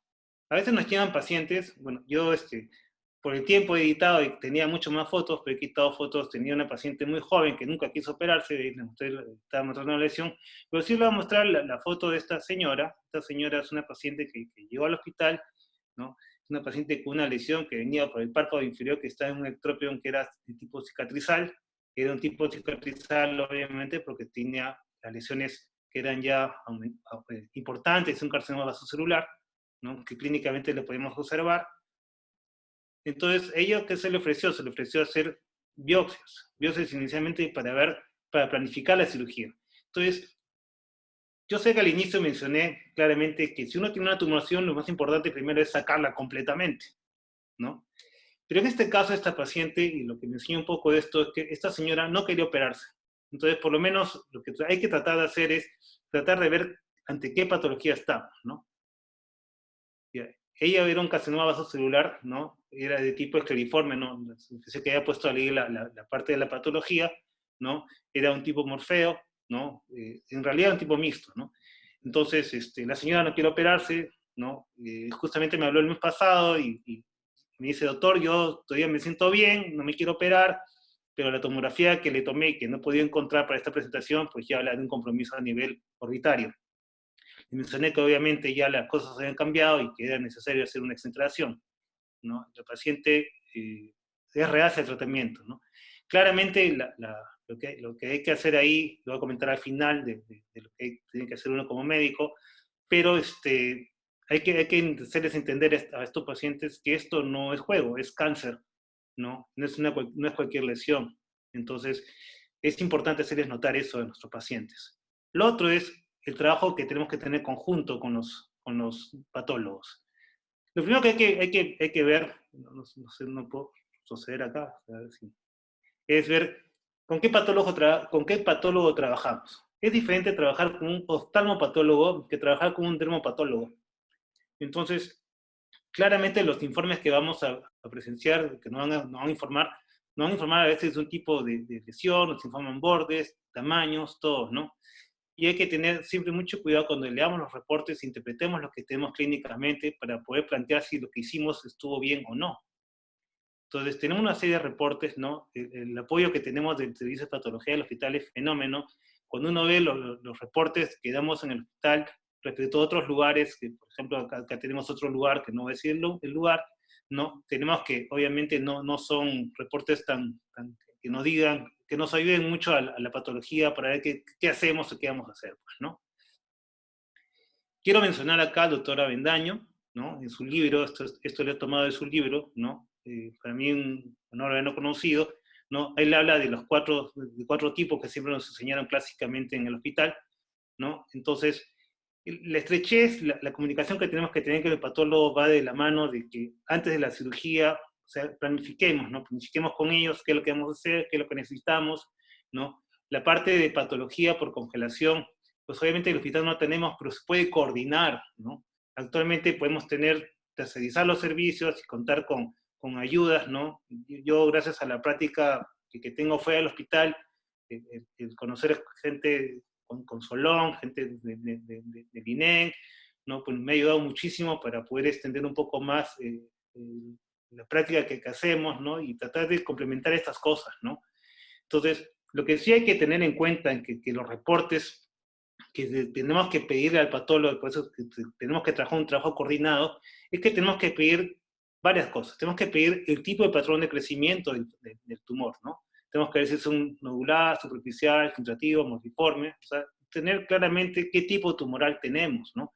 Si solamente es un tipo o está asociado a otro tipo más, ¿no? A veces nos quedamos con la idea que solamente hay un tipo de tumor y a veces vienen más tumores, o sea, viene un mixto en realidad, ¿no? El tipo de diferenciación, ver si es un tumor atípico, a ver si hay mitosis o no, si hay componente escamoso, o sea, ahora que está un poco más en boga de plantear estos tumores que son los vasos escamosos, y una cosa que he puesto acá en rojo que es importante, que es la invasión perineural. Y hay que tenerla siempre presente porque esto nos está hablando de una tumoración que se puede estar metiendo y se va a meter en la órbita y nos va a llevar a casos desastrosos de exenteración. Yo sé que muchas veces no la hemos visto en el hospital, porque a veces en el hospital no vemos pacientes que están tan complicados, o si los vemos, tenemos que llevarlos al INEM, por ejemplo, porque son casos que ya requieren manejo no solamente del oftalmólogo, sino también de un oncólogo, ¿no? Y un dermatólogo también. Los márgenes de decisión también son importantes que nos refieran, y una cosa que no he puesto en el slide acá es que debe estar dentro de los márgenes de decisión es la parte del lecho. El lecho es también importante, ¿no? Porque podemos dejar parte de la lesión en el lecho y esto sigue creciendo poco a poco y podemos tener ahí lesiones que van a infiltrar de abajo hacia arriba. Tenemos que tener en cuenta que nunca tenemos que menospreciar. O sea, decir, bueno, estas lesiones, y esto va por comentario que a veces uno hace biopsias, las toma en la mano y las bota. Entonces, eso es lo que tenemos que, esa es mala práctica. Tenemos que evitar hacer eso. Siempre que biopsia no se desecha y se manda a hacer estudio patológico. Tenía yo una paciente, esta paciente, donde tenía esta lesión y esta lesión, superior e inferior. Entonces, esta paciente decía que la lesión inferior es una lesión que le acababa de salir, se había rascado y que únicamente era, que le molestaba porque tenía unas 5 o 6 días, que es una lesión que tenía por años que no le molestaba y quería sacarse. Entonces, hicimos una biopsia, mandé la patología, estuve bien a mandar la patología, la mandamos a este paciente al hospital y salió el estudio que era un carcinoma vasocelular. Entonces, seguidamente, lo que hicimos fue sacarlo completamente. Entonces, no es broma, no hay que pensar que todo es benigno, hay que tener en cuenta esto. La otra cosa importante es saber que lo que vamos a hacer es, como cura, es, la primera que hacemos con el paciente que vamos a planificar algo es que la primera cura debe ser oncológica. O sea, sacar completamente el tumor. La segunda es funcional y la tercera es estética. Si ustedes pueden lograr hacer todo al mismo tiempo, pues genial, ¿no? Pero no siempre es así. Esta es una paciente que tenía un tumor, un vaso celular también, que está ubicado acá cerca de la carúncula, cerca de la carúncula y al punto lagrimal, ¿no? Es un tumor que tiene años de crecimiento, ¿no? Que tomamos una anatomía intralesional, intraoperatoria, perdón, vimos que los bordes estaban libres, acá hicimos biopsia por congelación, acá tenemos el reporte, este es el reporte de la biopsia por congelación. Entonces, cuando ya estuvo todo correcto, ¿no? Procedimos a hacer la reconstrucción. En este caso hicimos una cirugía de Tencel, ¿no? Y acá, si se dan cuenta, colocamos un mínimo NOCA para preservar lo que queda vía lagrimal, porque tuvimos que hacer una canalicolplastía asociada, ¿no? Entonces, la paciente después de la cirugía, ya nos informaron después el resultado final, que era un carcinoma vasocelular tipo nodular, ¿no? Que es de buen pronóstico, ¿no? Con márgenes no estaban comprometidos y que obviamente no lo ponen acá, pero no había invasión perineural, que es rara de verse, ¿no? Conversando con Lelia previamente a la presentación de hoy día, le dice que no, prácticamente casi no hemos visto esto acá, ¿no? La paciente queda bien, ¿no? Ella dice que no tiene lagrimeo, bueno, esto después del examen, ahí yo lo veo como si estuviese con lagrimeo, obviamente, pero después, ya a los días, ya se ve que está bastante bien, ¿no? Este es otro paciente también, ¿no? También de la práctica, en que también tiene un tumor, ¿no? Localizado también a nivel de carúncula, a nivel cerca del punto lagrimal, perdón, ¿no? Y también esto se ve en la lámpara de hendidura, ¿no? Se puede ver la lesión, claramente un tumor nódulo sedativo, ¿no? Cerca del punto lorimal, y también, ¿no? Se hizo pieza por congelación, todo, y esto de la época, esto es del año 2013 más o menos, cuando todavía no teníamos el mínimo NOCA, y comenzamos a hacer este tipo de técnica que era colocar la sonda de silicón amarrada, aparte del tejido, ¿no? Y conservamos una ferulización a esta canaliculoplastía que hacemos para que mantenga un poco la vía larimal. El paciente lo sigo viendo todavía en controles, esto es posteriormente, ¿no? Esto ha sido prácticamente como el año después, ¿no? Se ve bastante bien, tranquilo, no se ve lesiones residuales. ¿Qué hacemos si tenemos el margen comprometido? O sea, ¿qué cosa hago? Hay que ver dos cosas. Lo primero es ver la histología y la ubicación.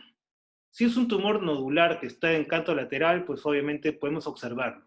No hay ningún problema, porque podemos emplear el Kimod, por ejemplo, hacer un seguimiento largo y no hay ningún problema. Pero si es un tumor, por ejemplo, que está ubicado en el canto interno, que es un tipo morfeo, pues ya sabemos que no podemos quedarnos tranquilos. Tenemos que hacer mayor cirugía y hacer una mejor planificación, ¿no? Con estudios adecuados que nos permitan hacer algo más grande, ¿no? Hay que ver si hay presencia o no de fibrosis. Muchas veces, cuando uno quiere, a veces el hecho de esperar, ¿no? Y eso también se discutía hace unos días en un webinar, ¿no? De gente que tiene muchísima experiencia en esto, habla de que muchas veces la fibrosis no es adecuada para que las células tumorales que quedan residuales sigan creciendo, ¿no? Yo no sé si eso lo podrá comentar también Solón, que por ahí lo he visto metido, ¿no? Pero muchas veces el hecho de estar esperando hay que tener cuidado con la espera, ¿no? Y estos casos en los cuales quedan bordes comprometidos, hay que verlos de manera multidisciplinaria. Hay que verlo con el oncólogo, el dermatólogo y el oftalmólogo también. Y claro que vemos recurrencias, las vamos a ver, siempre las vamos a ver. Trabajamos en un medio hospitalario. Estos son ejemplos de recurrencias que me ha tocado ver en el hospital, que vemos en el servicio. Entonces, sí las vamos a ver, gente que haya sido operada, ¿no? Casos como estos que son dramáticos, ya con implicancias ya sobre reconstrucciones que han tenido nuevamente recurrencias, ¿no? O casos como este que mostraba de la invasión pedioneural, ¿no? Que prácticamente la señora ya no aguantaba el dolor y pedía, ya sáqueme completamente la órbita, ¿no? O sea, pedía a gritos una exenteración. ¿Qué nos traerá el estado post-pandemia? O sea, eso tenemos que ver también, tenemos que analizar esto. Acuérdense que hemos estado confinados casi 5 meses ya, o 4 meses, para 5 nos vamos. ¿Qué vamos a ver? Vamos a ver que estas lesiones van a seguir progresando. Entonces tenemos que estar preparados, ¿no? Por eso el hincapié de esta charla es que estemos preparados para esto, ¿no? No simplemente sacar la lesión, sino planificarla también. Vamos a ir lesiones como estas, que van a ser gigantescas, ¿no? De carcinomas que no son vasocelulares, sino epidermoides, que son un segundo grupo que vamos a ver, o lesiones que ya han tenido un tratamiento que van a tener ciertas malas evoluciones, ¿no? No hay que olvidar lo siguiente, entonces, ya para terminar. Lo importante es la educación acá. Hay que educarle a los pacientes y a nosotros mismos como médicos que el carcinoma vasocelular, por más indolente, por más crónico que pueda ser, es un cáncer. Y al ser un cáncer, pues obviamente requiere un tratamiento adecuado. Sigue siendo, aún hoy, la primera causa de desintegración por un tumor palpebral. Hay que tener muy importante que lo que hagamos primero es lo más importante, el tratamiento primario. No hay que subestimar las lesiones. Acá, como dice bien José Luis Tobilla, el tamaño se importa. No dilatar el tratamiento. A veces, en estos casos que vemos que el tratamiento lo dilatamos, no vemos que un paciente que es joven, con una lesión que va creciendo de a pocos, pues en el tiempo se va convirtiendo en una lesión mayor, con mayor invasión, con varios tipos histológicos, entonces las cosas se van complicando. Tener en cuenta que si vamos a operar a estos pacientes, pues si lo vas a operar, que sea un medio que te permita hacer un control. El control tiene que ser mínimo 5 años. Para algunos reportes ahorita hablan de un control de mínimo de 10 años de control en estos pacientes. Que si va a hacer cirugía de MOS, pues hay que hacerla bien, ¿no? Y si va a hacer una cirugía sin MOS, pues que sea anatomía patológica intraoperatoria, con estudio de bordes y lecho por congelación, los márgenes mínimos 4 milímetros. Lo último es que después de operar al paciente, hay que educar al paciente. Acuérdense que estos pacientes ya tienen una alteración genética, como está descrita actualmente por la vía del Hedhoff, ¿no? Que van a tener tendencia a desarrollar nuevas lesiones. Entonces, no es raro que hagamos una cirugía y que posteriormente el paciente venga con otra lesión. Entonces es importante la fotoprotección, el usar el sombrero, las gafas, usar protector solar y ver si tiene aparición en otra lesión. Y recordarles finalmente que los factores de alto riesgo de recurrencia son en posiciones en la cara, o sea, compromiso periocular, bordes pobremente definidos, lesiones recurrentes, inmunosupresión, radioterapia, invasión pedoneural en rojo, el canto interno en rojo, un subtipo histológico de crecimiento agresivo, la aparición en jóvenes, ¿no? aunque se menciona claramente que un factor de riesgo es en viejos, y que ha sido previamente, y que el paciente previamente ya ha recibido. Muchas gracias por escucharme, y eso es todo de mi parte. Felicitaciones, Pepe. Yo quisiera recalcar lo que has dicho. No sé si se me escucha. ¿Sí? Sí, sí, te escuchamos. Ya, gracias. Quisiera recalcar lo que has dicho cuanto a la toma de fotografías. Eso es una costumbre que debemos tener todos los oftalmólogos, documentar, documentar y documentar, porque no sabemos en qué momento va a haber un caso que no esperábamos, el resultado patológico, o también porque cuando leamos el reporte patológico vamos a entender mejor qué es lo que vimos clínicamente. Y así cuando veamos un caso con esos mismos hallazgos, rápidamente vamos a hacer memoria y vamos a poder predecir cuál va a ser el resultado histopatológico. Eso es número 1. Número 2, como hablamos de tiempos de pandemia, el hecho de usar biopsias por congelación tienen un alto riesgo de aerosolización. ¿Por qué? Porque se va a usar el micrótomo en un tejido que está no fijado, es un tejido fresco. Entonces, pudiera ser que ocurra, que empiece a operarse y los patólogos tengan cierto resquemor en hacer biopsias por congelación innecesariamente, ¿no? O, bueno, no sé si necesariamente, o sí bien indicadas, pero en un paciente no claramente negativo a este virus, ¿no? Entonces, es ahí cuando quizás retrocedamos a lo que no es lo ideal, pero a lo que es la realidad. Y si me pudieran poner la diapositiva que es de un artículo, es de un artículo de una revista brasilera de dermatología. Sí lo ves, ¿no? Sí, no lo veo. No lo veo.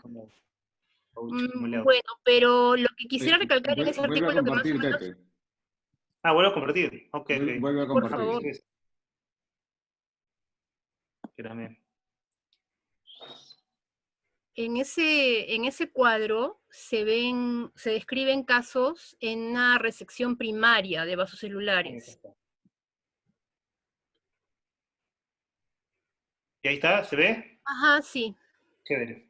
Y entonces, gracias. Como podemos ver, para decidir cómo va a ser nuestro tratamiento, estamos partiendo de un punto número 1, que es el tipo histológico.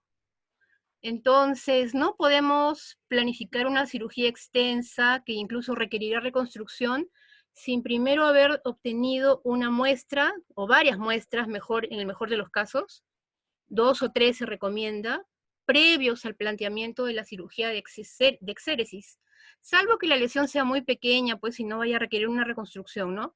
Pero siempre partamos de un diagnóstico histológico, porque eso nos va a permitir saber cómo vamos a calcular los márgenes, porque como bien dijeron los dos expositores previos, hay tumores que tienen peor pronóstico y otros que tienen mejor pronóstico y depende de la variante histológica. Entonces también les llamo a que por favor cuando hagan una cirugía extensa, primero hagan biopsias incisionales diagnósticas, porque si no hay la falla de reconstruir y luego encontramos que el tumor no fue sacado completamente y estamos más bien infiltrando el párpado opuesto. Y otra cosa que les pediría es que el patólogo no puede hacer más que lo que ustedes hayan ya previsto con su espécimen.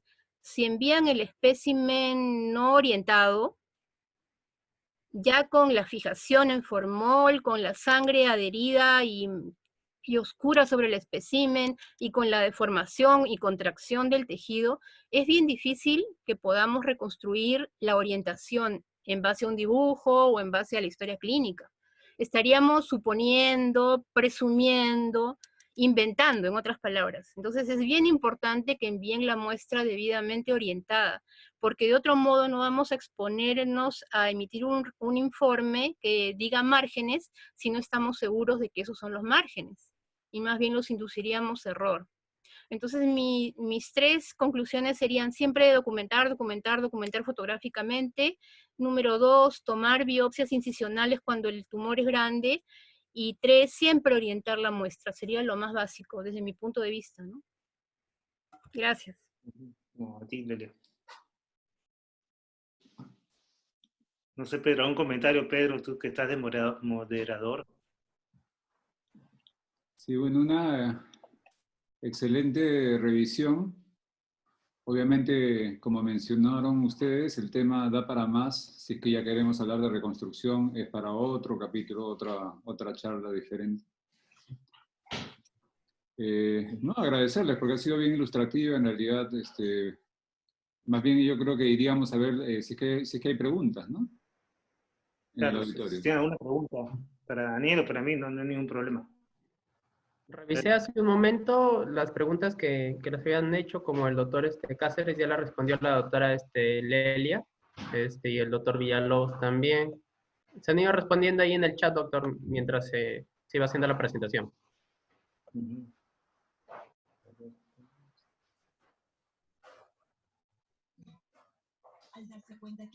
Acá mencionaban, acá justo vamos a comentar un poco sobre cirugía de Mohs acá en Perú. Lelia y Pedro estaban comentando que sí están haciendo cirugía de Mohs en 2 lugares, ¿no?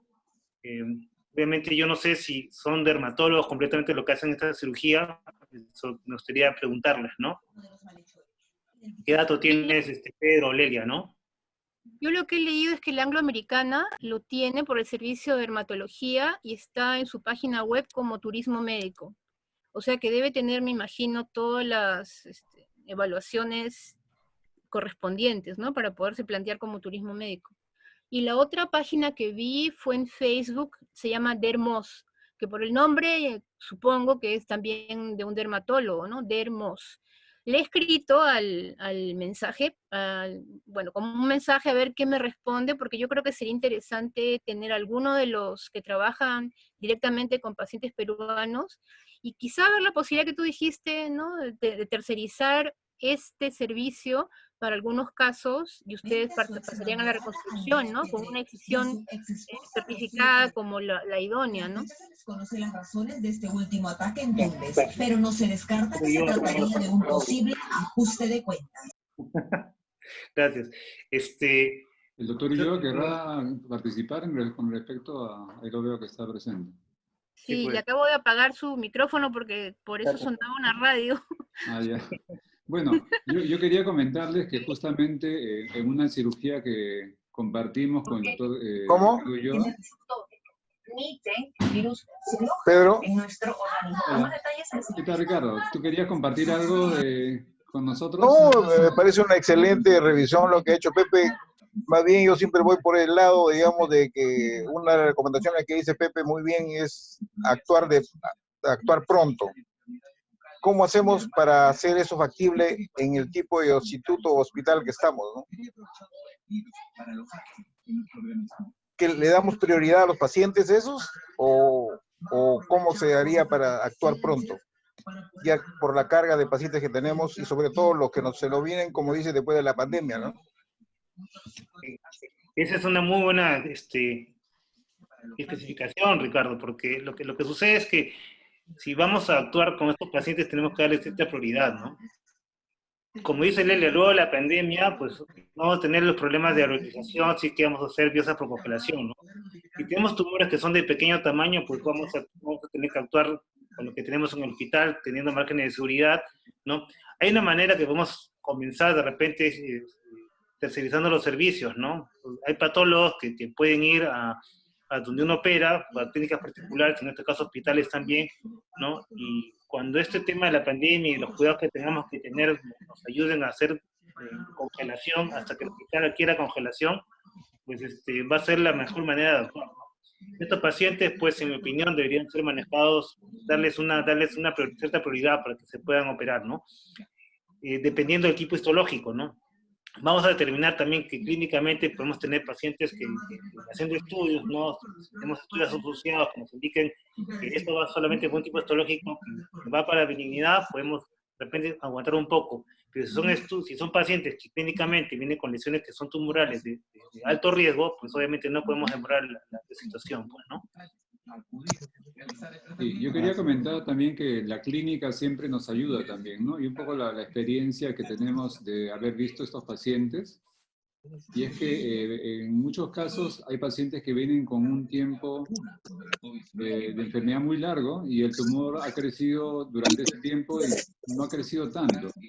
Sin embargo, tenemos otros pacientes en los cuales en 1 o 2 años ya tienen un crecimiento significativo, ¿no? Hay que estar alerta a eso, ¿no? Siempre la historia clínica nos va a guiar. Yo quería comentar un poco en relación a lo que, a la otra pregunta de Pepe, el doctor Velasco, sobre la disponibilidad de hacer el examen de MOS, ¿no? Anecdóticamente tuvimos un paciente que lo manejamos justo con el doctor Ricardo Ulloa, pero hace muchos años, ¿no? Y por lo aprensivo que era la familia, había mucho antecedente de cáncer en la familia, querían tener un resultado mucho más seguro en ese momento de la pieza que sacábamos. Entonces tuvimos que hacer la cirugía. En realidad Ricardo fue el que la hizo, sacando muestras y enviando a los familiares en taxi a que la procesen la muestra y nos den un resultado en ese momento hasta que nos digan que ya era negativo, ¿no? Y eso, en esa oportunidad era el Instituto de Anatomía Patológica del doctor Arias Estela. En esa época estaba en la clínica San Felipe, no sé ahora, pero estoy hablando de hace muchos años atrás, hace 15 años o un poco más, ¿no? Interesante. ¿Alguna otra pregunta que tengan ahí a la vista que hayan revisado ustedes en el chat? No. Ya les han respondido. La mayoría de las cosas pues, están respondidas ya. Sí. Bueno, no sé si tienen un comentario final. Por mi parte, agradecerles. Ha sido una revisión bastante completa.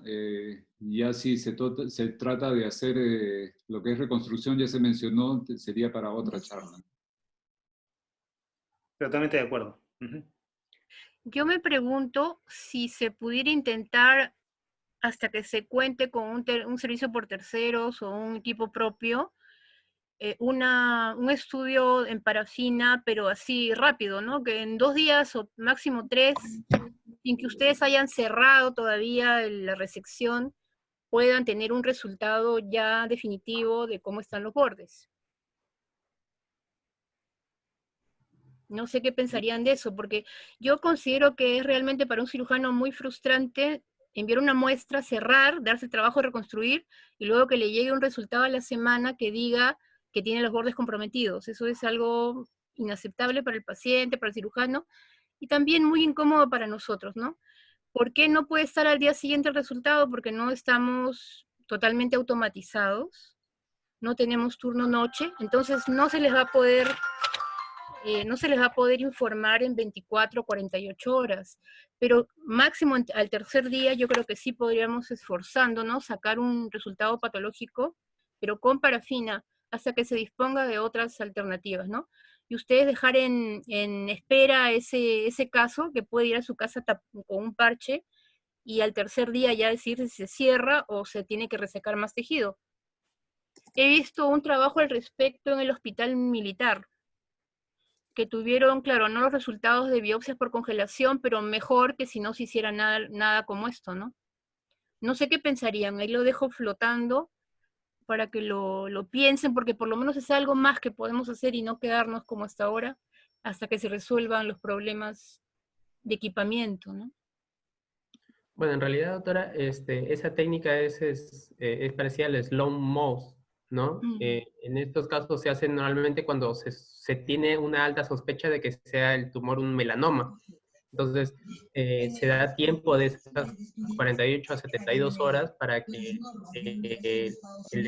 el espécimen, el tumor, sea mejor estudiado, incluso para que se haga una inmunohistoquímica y poder verificar si es o no un melanoma y poder verificar los bordes, y la reconstrucción se hace en una segunda intención, ¿no? Era entre ese lapso de 42 horas. En su país es casi la más baja del mundo y que la economía se está Sí, reactivando. en realidad lo que dice la doctora Marroquín en serio es muy frustrante, ¿no? Que uno opere, se tire el trabajo de hacer y que cuando leemos los resultados dicen bordes comprometidos, ¿no? O sea, que no sabemos qué hacer, ¿no? Puerta volver a abrir, el paciente, incomodidad del paciente y todo.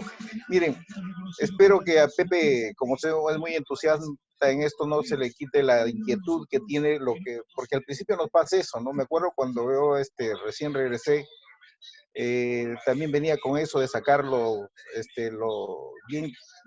bien dirigida la muestra, como dice la doctora Barroquín, nasal, temporal, superior, inferior, conjuntiva, todo. Le mandaba al doctor Avendaño como 8 o 9 frascos, creo que le mandamos, y no sé si Pedrito estaba también ahí con esos pininos. Pero lo importante es, como dice, tener por lo menos un equipo para Frozen, que siempre queríamos, ¿no? Pero tener el Frozen, como es testigo la doctora, era tener un patólogo sentado ahí, ¿no? Esperando las muestras para procesarlas. Pero para mal o bien, creo que ahora nuestros cirujanos patólogos o nuestros patólogos también querían ser cirujanos, ¿no? Ni acá pues no se les puede decir no, ¿no?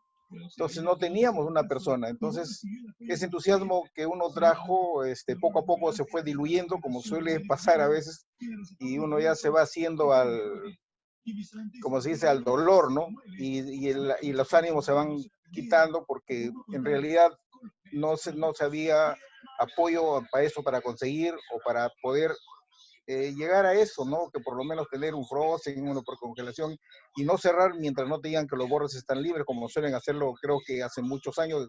Eso está en todo lugar, ¿no?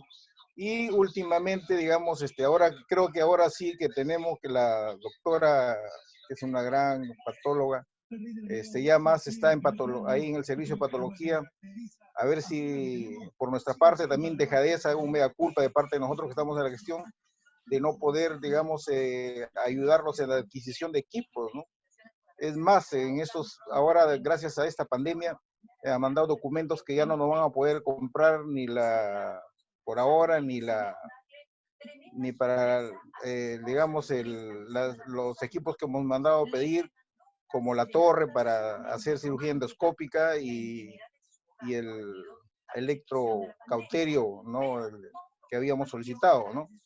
Entonces, yo creo que sería una gran cosa que ahora sí nos pongamos las pilas, y me comprometo desde mañana a hacer para ver si hacen requerimiento para tener el equipo que solicita patología, ¿no?